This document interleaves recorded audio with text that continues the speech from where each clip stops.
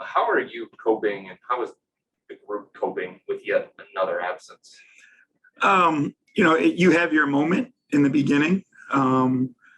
You go through, the grief of losing one of your guys, losing one of your teammates, and then you have to get out of it quickly. That's all of us, always trying to take into account the human nature of our business, which I think a lot of times is lost, right? Like we expect our guys to be superheroes, but they're humans, as well. You feel for Jarrett, the type of year he was having, the load that he was bearing for us, how he embraced that, and then him, knowing how badly he wants to be a part of it, and then him not being there. But the job that he would want you to do, and that's what all his teammates expect.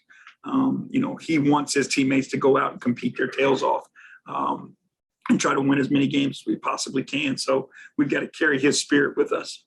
Do you expect to have him back before the end of the regular season?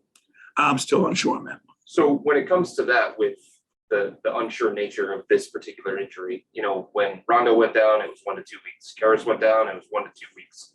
This one being up in the air, like as a coach, how do you manage that, the uncertainty of all that? You just have to prepare for what you have, and the guys that are there in front of you. And, once we get a little bit more clarity, when a longer term decision has been made, then you've got to put a plan in place for Jarrett and, understand again, where we are and what we hope to be playing for. And then how do you do what's best by him to put him in a position to be successful as soon as possible without endangering him. So, there's 2 separate plans in place right now. There's a plan of who's in front of us and the guys that are still playing, and then the plan for Jarrett and how we work him back.